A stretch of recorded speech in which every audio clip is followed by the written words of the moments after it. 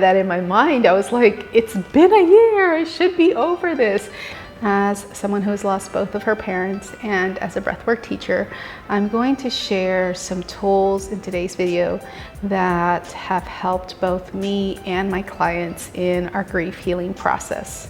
And if you're somebody who hasn't experienced the traditional grief, the death of someone that you love, you might want to still watch this video, because I'm also going to talk about ambiguous grief, which is the grief of intangible things or not the actual death of somebody, whether that be the loss of a job, the loss of a pet, the loss of a pregnancy, the loss of a hope that you may have had, the loss of a personality. So those of you dealing with Alzheimer's, or maybe somebody who hasn't died, whose presence is missing. So I want to talk about all of that in this video. If we haven't met before, my name is Francisca. I'm the owner of Breathe, Connect, Thrive, a healing studio in Houston, Texas, where I help people breathe through their emotions with breath work, restore their mind, body, heart, and soul in restorative yoga, and find some clarity through tarot readings. And if you're not yet subscribed to this channel, you might want to go ahead and do that, because this is a series. So this is part 1 in the series. And today I'll be sharing some tips and some tools and talking about what grief is, what ambiguous grief is, and ways that you can move yourself out of that, and ways that you know that you're healing. So it can be really difficult to heal from something when we don't even recognize that it's something that we need to heal from. So often we carry so many emotions and so many things inside of our body, and they just become like a second nature for us, especially when we experience ambiguous grief.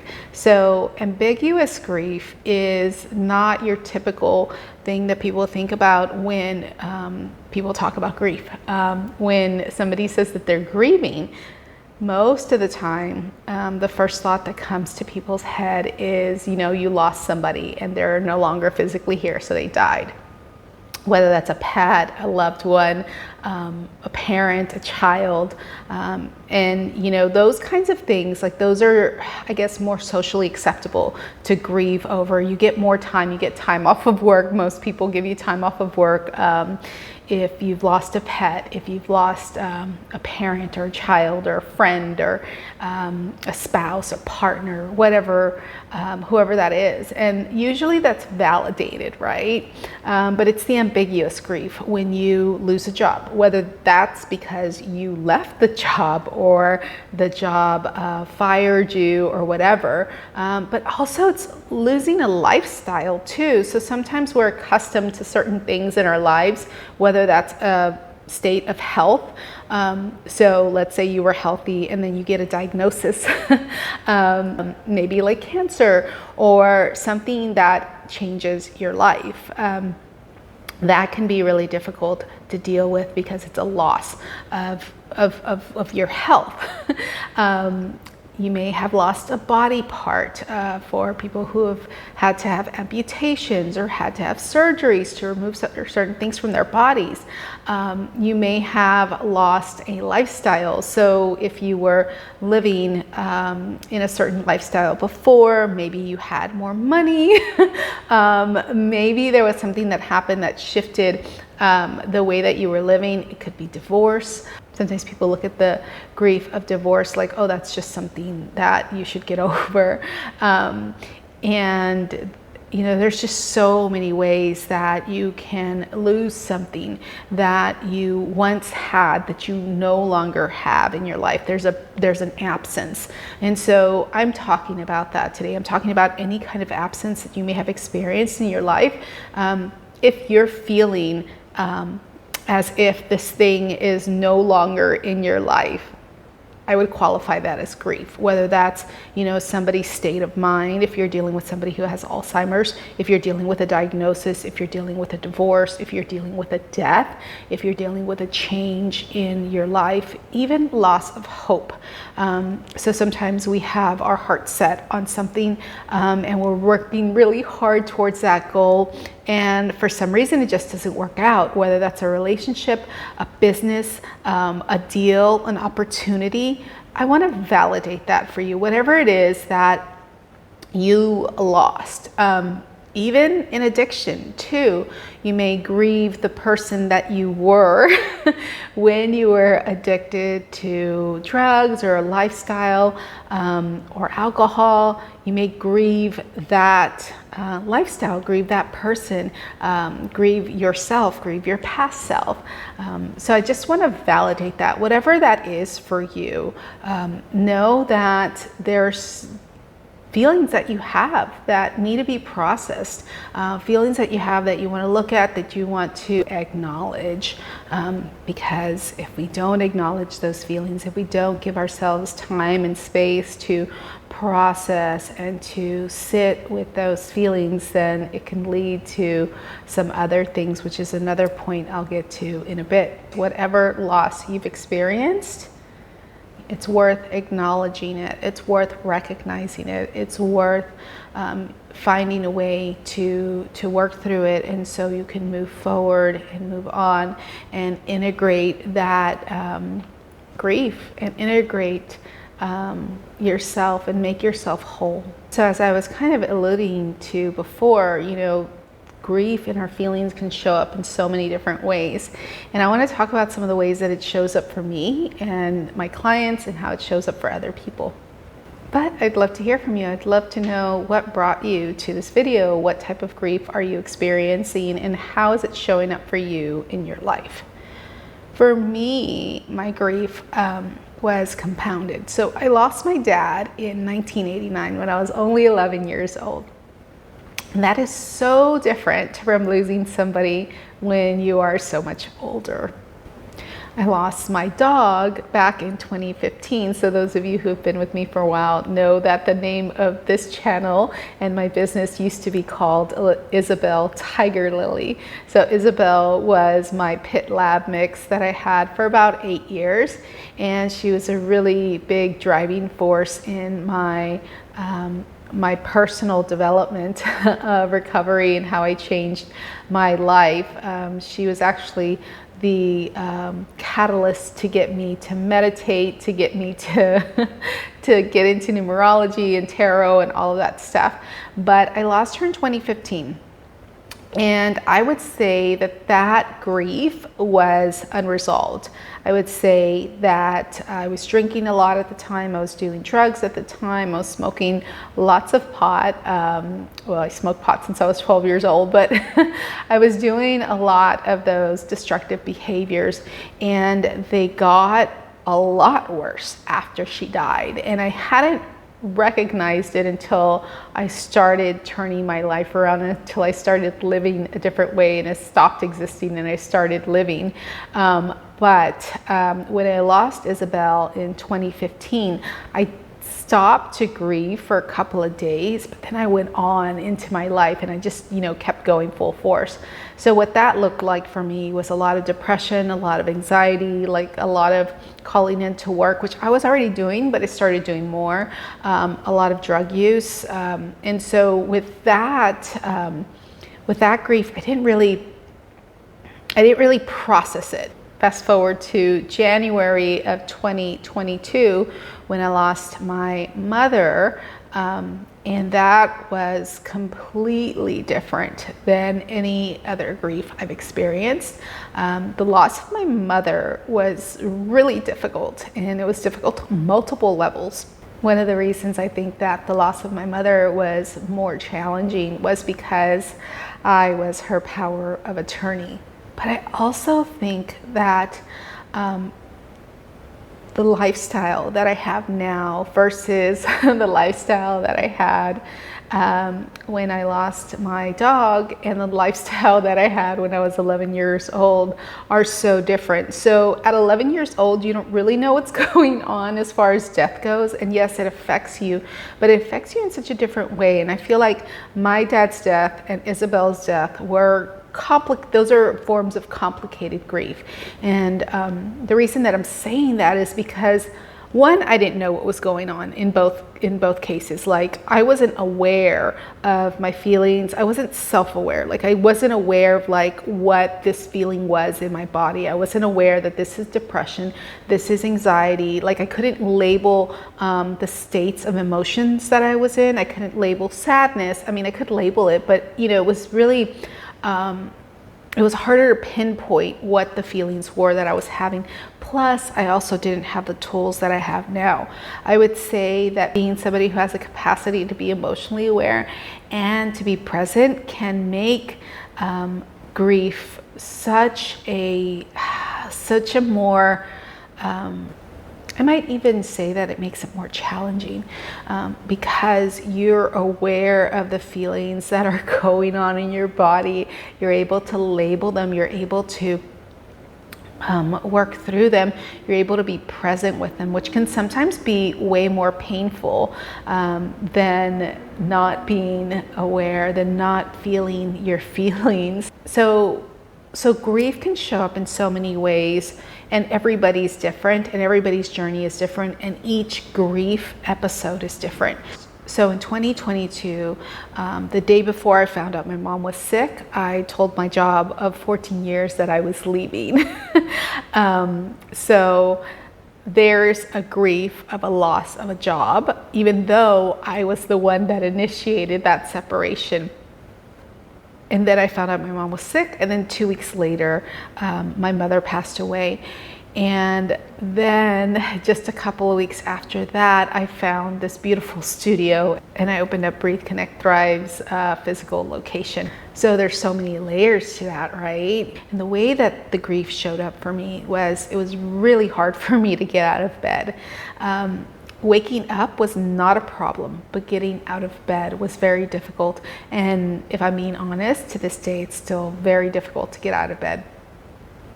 Another way that it showed up for me was a drain in my creativity, a drain in the activities that I love to do. So I love to go for long walks. I love to go to the beach. I love to paint and practice guitar. And I say practice because I'm not that good at it yet. And I love to sing. And so I was taking singing lessons. I was taking guitar lessons. I was doing pottery lessons. And so all of these things that I was doing before my mother died and before I quit my job, I stopped doing those. One of the other ways that grief showed up for me was that it was really hard for me to go to the grocery store. And I remember my therapist said, "What do you think, you're going to cry at the bananas?" And I was like, yeah, that's exactly what I think is going to happen. So going to the grocery store was really difficult for me. I even had a friend offer to go to the grocery store with me. But it took quite a long time for me to actually start going to the grocery store and buying groceries for just myself. Because that was my thing with my mom. Like, she wouldn't go with me to the grocery store, but I had a whole ritual that I used to do with her on Saturdays. So I would call her Saturday morning and I'd get her list, or I'd stop by her house and I'd get her list, and I'd have my list ready, and I'd take the scenic route through downtown, go into the Heights, go to the Kroger and buy her groceries, buy my groceries, and then I drive back through downtown. It was just a nice, ride, and it was just like I made a day of it. Like, it was almost a ritual. And then I'd go drop off the groceries to my mom. Sometimes I'd sit there and talk, and so it was a whole thing. And so it took me a long time to buy groceries for myself, and that actually created some really bad eating habits for myself. I would say last year, another way that the grieving showed up for me was food. So I stopped eating junk food and fast food and really eating out for a few years. Like, I would just eat out when it was somebody's birthday or a celebration. So eating out wasn't something that I normally did. However, when my mother passed away, I didn't have a reason to go to the grocery store. And so I was eating out a lot. I ate so much fast food, especially, I want to say, the 2 months after her death. It was really difficult for me to keep anything in the fridge. I mean, I would go to the grocery store to pick 1 or 2 things up, but I wouldn't actually shop at the grocery store. So that's another way that grief showed up for me. But I'd love to hear from you. Like, how did grief show up for you? Was it, a hard time getting out of bed? Was it very difficult for you to get back into your creative activities? If you have something weird like I did, like with the grocery store, I'd love to hear from it, because these kinds of things will help other people feel validated too. So grief for me showed up with anger. There was rage. There was sadness. There was lots of guilt, lots of remorse, lots of shame, lots of rumination, woulda, coulda, shoulda. So waking up wasn't a problem, going to sleep wasn't a problem, but getting out of bed was so difficult. Sometimes it would take me 2 hours to get out of bed.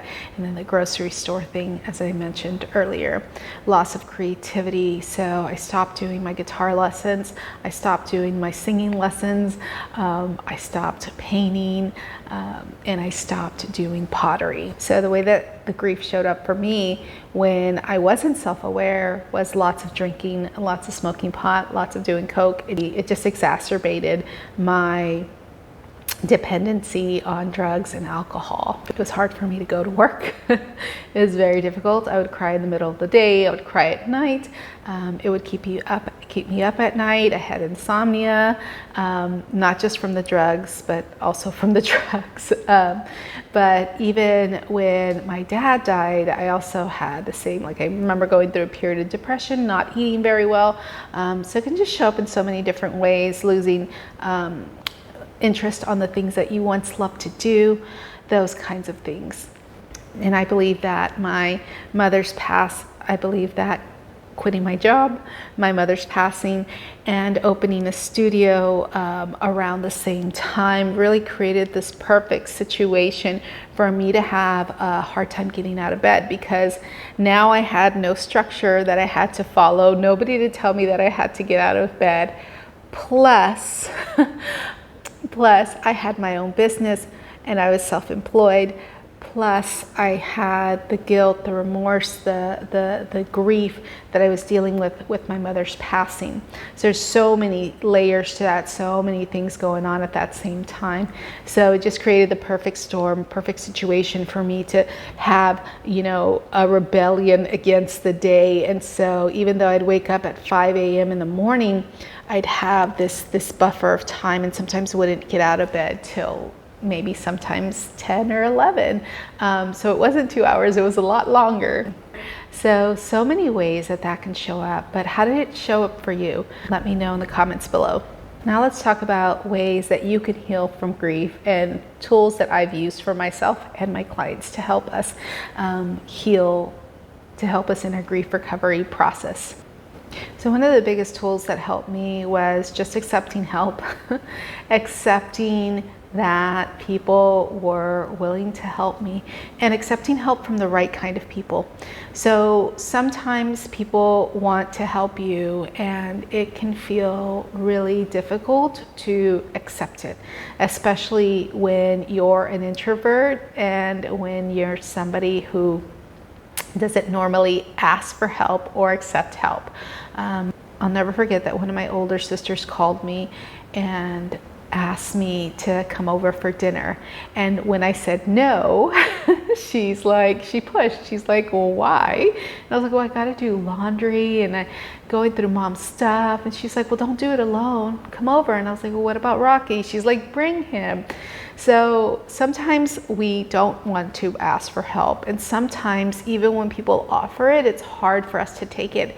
But I will never forget that, and I will eternally be grateful that she invited me over to have dinner, to look over mom's documents with me and everything, because together we were able to call a funeral home. Together we were able to kind of fix things. And then one of my other sisters came, and then my nephew came, and my niece was there. And so I wasn't alone, and Rocky wasn't alone, and we were able to bond over our grief. And so if you can find the right people to bond with during grief, sometimes that can be super helpful. So accept the help that's given to you. If you have somebody who is not offering help, then maybe you can ask for help too. I know that's really difficult, especially for somebody who is really controlling, because I've definitely been there too, where I don't want to ask for help, but I actually learned how to ask for help to help me. And I asked for time off of work. I asked for more time than I thought that I needed, but I actually needed more time. So be sure to use your resources. If you need to take time off of work, go ahead and do that. Another thing that's really helped in the grieving process has been morning pages. So morning pages is something that I do almost every morning, and that's where I write 3 pages of whatever comes to my mind. It's a stream of consciousness, and so just whatever. And I remember one morning it was nothing but fuck yous. There was a lot of fuck yous in my morning pages, and a lot of anger, shame, guilt, grief, just anything that you can imagine. A lot of rage was in there. Get it out on paper. Morning pages was a lifesaver for me. It helped me process these feelings and emotions that I had, that maybe sometimes were difficult to put words to, but I was able to put words to it in the morning pages. I was able to narrow it down to really get this out. And even in my morning pages, I feel like my mother came through.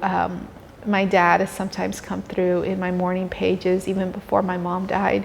And it's really interesting to hear their voices flow through my words, but to also process my own feelings, to also get out these thoughts of, you know, I could have done something different. I should have, you know, taken her to a different hospital. I should have, you know, pushed a little bit more with the doctors. You know, all of these things, like these stories we tell ourselves of arguing with reality, arguing with what is actually happened, not giving ourselves credit for the capacity that we actually have inside of us, the capacity to hold both grief and joy, to hold both pain and wonder, to hold and allow the space for miracles to happen.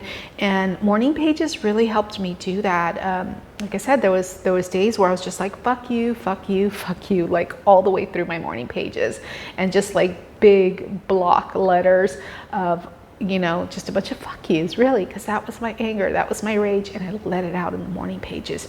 But it also helped me get organized. It also helped me remember certain things that I needed to do for myself, certain things that I needed to do for others, certain things I needed to do in regards to my job. And so morning pages has been something that's really been helpful. Tarot has also been helpful for me in the grieving process. I use tarot as a tool sometimes to ask for my mom's advice and for my dad's advice. And so in the morning, sometimes I'll pull a card. I used to do it every morning for a while there, and I would pull a card for advice from mom, advice from dad, and it was just so different. Like every time I pulled a card, it was like always something different, and it was really beautiful to see that. But also to get guidance on how to move forward, what things I should do. Oracle's really great for that too. Mostly tarot, because that's what I typically have by my side when I'm doing morning pages. Goodbye letters, also a really great way to deal with grief. Goodbye letter, I've done that for my dad. I've done that goodbye letter for so many things. This is good for any type of grief, but I think it's really great for ambiguous grief as well, because sometimes we still want to hear from that person, place, or thing. And so the way that I was taught to do a goodbye letter was through John Paul Crimi. And on one side of the letter, you write goodbye to that person, place, or thing. And you write all the things that you wish you could say to them that you probably never will get to say to them. You write all the things and all the, you know, all the things that you wish would have been done differently. Maybe you would have done some things differently. Maybe they could have done some things differently. But it's just basically all the things. You get it out, and then at the end of it, at the end of the letter, you say goodbye, and then you turn it over.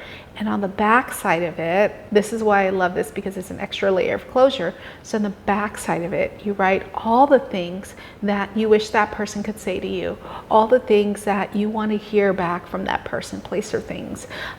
So whatever it is, whatever you deserve to hear, whatever you will never hear from this person, and then they write goodbye to you. So I really think that that's really cool. And then you tear it up and you burn it, and you do what my next tip is, which is breath work. And so you can do breath work in so many ways. It's just an umbrella term for manipulating your breath, or changing your breathing patterns, or just being intentional about your breath. And I teach conscious connected breathing, but I also do integrative breath, which is one inhale in, one exhale out. And so that's really good to process your feelings, to soothe your nervous system, and to really release any emotions that are being held up in your body. But also conscious connected breathing, or any circular open mouth breathing, is really great to get downloads. And in breath work, I have definitely felt my mom come through. I've definitely had realizations about, especially about rage and strained relationships that I have with a few people in my family. And I've really felt this feeling of forgiveness and understanding and clarity that comes through with conscious connected breath work. So I have a client who experienced the death of her grandparent, her mother, and her father, all within the span of a year. Plus she moved and she changed jobs. And so she was not only dealing with physical grief, but also ambiguous grief. She was seeing me once a week for about 6 months, and then moved down to once every couple of weeks. And now she sees me about once or twice a month. And she's just so much better. And you know, even though we can get through and kind of work through these layers, sometimes what happens throughout breath work, and I've seen it way too many times to not talk about it.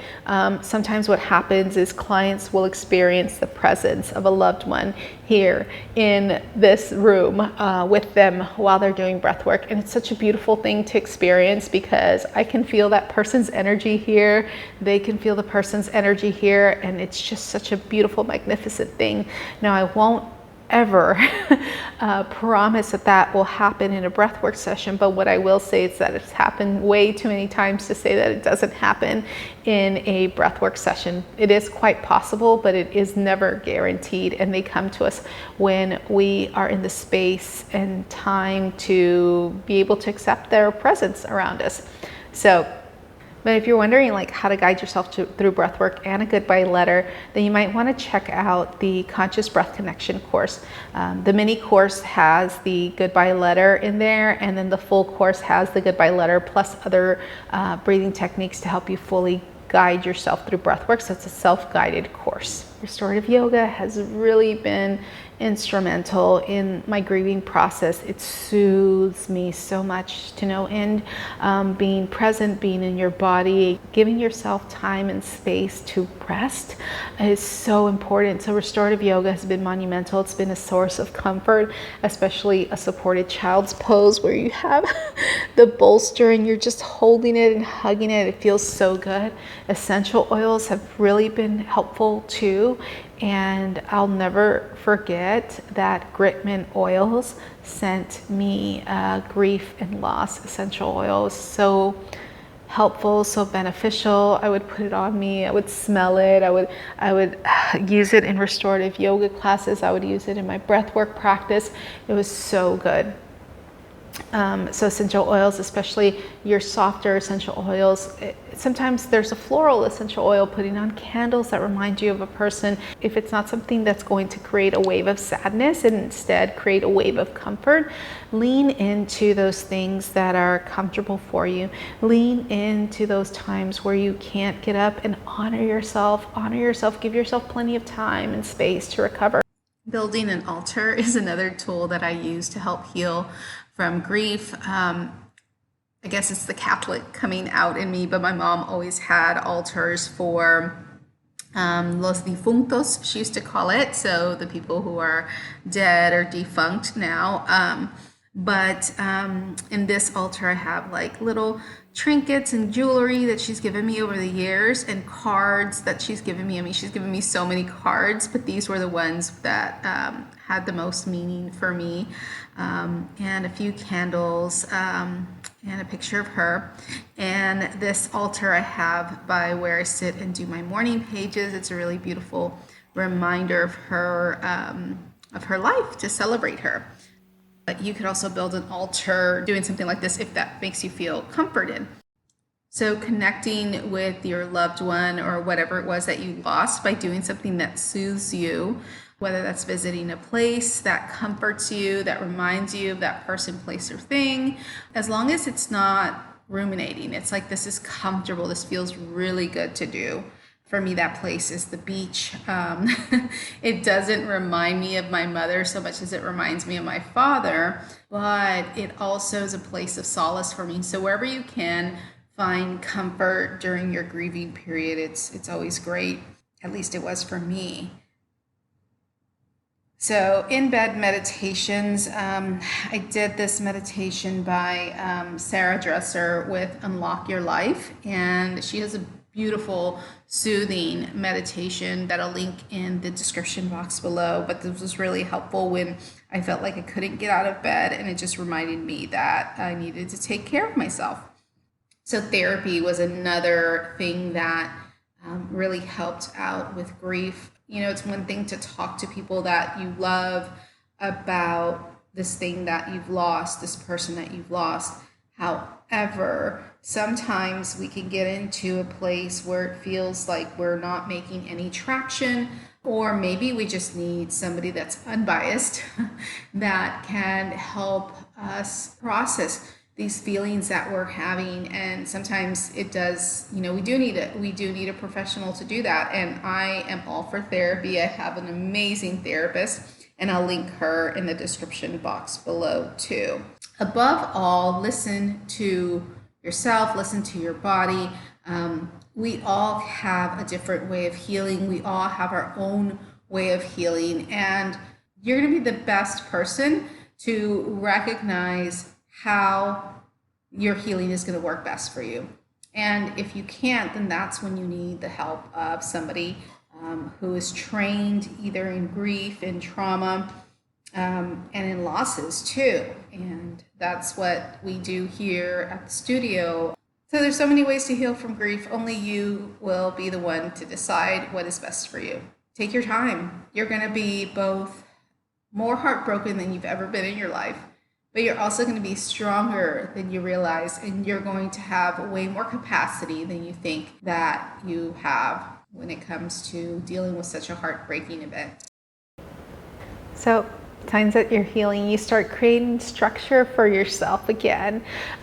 You start doing the things that you had stopped doing, and you're not crying as much. You're not so sad. So it seems kind of obvious to say these things, but you start feeling like yourself again. You start feeling like you can do the things. You start treating yourself well. You start eating healthy again. You start doing the things that you stopped doing. So for me, what that looks like is I've started creating more structure in my life. For me, that looks like going to the grocery store and actually creating a list and making a ritual out of it for myself now. For me, that also looks like starting guitar lessons again, and starting to sing again, and looking into pottery lessons again, and volunteering and being out in the world and doing these things that I had stopped doing. What are some signs of healing that you've experienced in your grief journey? If you need some help in your grief recovery process, you can click the link in the description box below to either book an in-person or online session with me. Just because you start seeing signs of healing doesn't mean that you won't experience these waves of grief, these waves of emotion that can sometimes happen, whether it's days, months, or years removed. I've definitely experienced waves of grief in regards to my dad's death. And again, he died when I was 11 years old. I'm now 46. So that's a long time. You know, changes in my lifestyle with the ambiguous grief, loss of hope. And so we can experience these undulating waves of grief. And, you know, because underneath the surface, there's still that pain. It's still accessible. We can grow so much around our grief. We grow because we have these tools. We grow because time expands, and because we expand as the time goes on. But that doesn't mean that time heals all wounds. I hate that saying because time gives us distance, right? It doesn't necessarily take away that shortcut that can happen when we have these triggers. And so I would just say be gentle with yourself, especially when you start experience a wave of grief. So the way that looked like for me, like 2 days before my mother's anniversary of her death, all of the stuff got fixed with the funeral home and the cemetery. And so they were able to finally put her marker headstone on the ground. I'd been fighting with the cemetery home about that. I was so mad that it hadn't been done, and there was just some paperwork that didn't get filed or whatever. But also my mom had a house, and the stuff with the house was taken care of. And so it was like 2 days before my mother's anniversary death date, and all of that got fixed. And so like I just had this wave of emotion. I'm so glad that I was home when I got the news that everything was taken care of, because I just stood over the sink just bawling, crying, and shoulder shaking sobs of just relief and gratitude that these things had been taken care of. And it was so difficult to quantify that in my mind. I was like, it's been a year, I should be over this. And so try to be gentle with yourself when you do start experiencing these waves of grief. Things can trigger us. A few months ago, I was at the grocery store, and I indeed almost lost it at the bananas. I was getting some produce for myself. As I said, I've been, starting to eat healthier and going back to my old habits of eating healthy, going back to my old habits of taking really long appreciation walks, going back to my old habits of getting back into my guitar lessons and getting back into singing and getting back into being creative with art and painting and those kinds of things, the things that I do just for me.